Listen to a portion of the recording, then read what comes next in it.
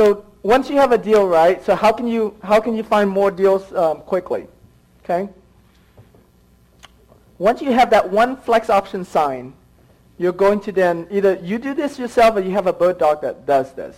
You're going to drive that neighborhood, and you're going to look for all of the vacant houses you can find. You're going to look for all of the for sale by owners and for rent by owners that you can find. Okay.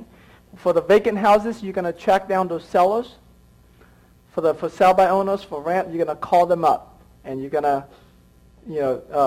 do a flex option with them or do a contract with them. Okay. When you market your flex option deal, you're going to have a lot of buyers calling you.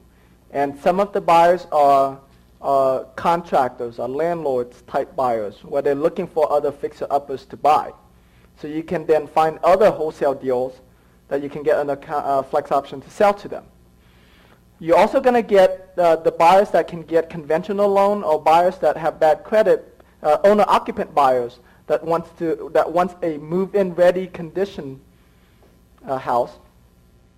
Then you want to flip them those for sale by owners, those for rent by owners, those pretty houses that we're going to talk about next. You're going to flip them those type of deals. Okay, this is one strategy that I know is not taught anywhere, but it's becoming more and more popular in today's market.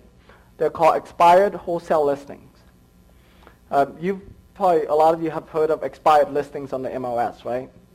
Well, on dodeals.com, we have all of these wholesale deals that are posted on there.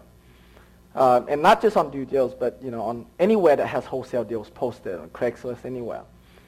A lot of wholesalers, because they don't know all of the different ways to find buyers that I'm teaching you in this class, they have a hard time selling these houses. Okay? And so their contract expires. So what you can do is you can call those wholesalers up and says, hey, look, I noticed that you have this deal for sale a couple months ago. Is that deal still available, or has your contract expired? I'll make a deal with you. Okay, I have some buyers that are looking for properties in that neighborhood.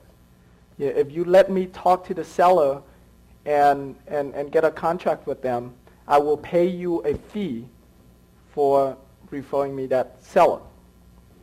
Or they can go and negotiate with the seller, and you can do that as well. Now, if they don't want to do that, if they're not willing to give you the seller's contact information, then you already have the property address.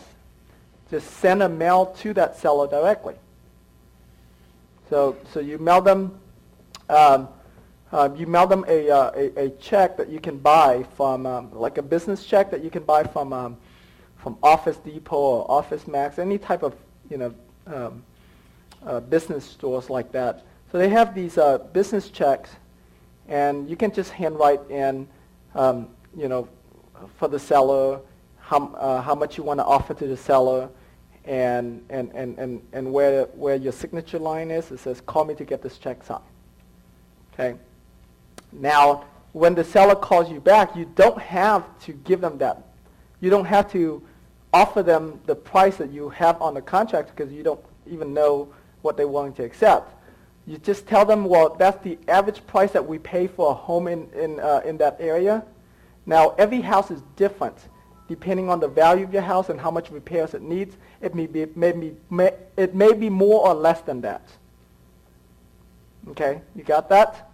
So now you got the attention of the seller. It's like, wow, I lost the deal from this other guy who says he's going to buy my house, and he didn't buy it, and now I got a check. Let me call this guy. Let me call this person up. Okay, and you can pretty much tell how much the seller was willing.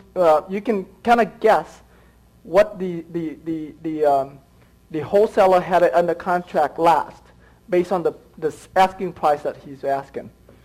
Most wholesalers will ask between $5,000 to $10,000 more than what they have under contract. Okay? And so you can, so you minus that, like, okay, so that's probably what she got last. But you can tell her, you don't have to give her the same offer as the last guy, because that's why it didn't sell. So you can say, look, I understand you've been trying to sell your house for however many months, what do you think is the reason why it hasn't been sold yet? It's probably because it needs too much repairs, or it's because the value's not there. I can still buy your house, but the most I can pay is around this price. Normally, I always get the seller to name their price, by asking them, what's the least you would accept if I pay you all cash and close quickly? If I have a seller who just totally insists on not giving me a price, then I give them a range. Well, my associates and I have been buying houses in your neighborhood between $20,000 to $40,000. Does that sound like something we can work with? I'm just giving that example, but if it's a $100,000 house, yeah, we've been buying it between $40,000 to $60,000. Is that something you can work with? Yeah. And if they say yeah, okay, so you're saying we can buy your house around $40,000? So you lower the range. But yeah, negotiating based on range, it's always so much more powerful than just giving them a price. Like, hey, I'll buy your house for 40. You're saying we can buy your house between 35 to 40,000, 40 to 45,000. So you just bring it down more and more. How do you identify the expired wholesale listings? It's not like the MLS where it says expired. You just based on how long that house was listed. Most wholesalers, when they have a house under contract, it's only under contract for about 30 to 45 days at the most. So if you see a wholesale deal that was listed in October, and that house is still not sold, chances are that the contract already expired. So it's a guesstimate.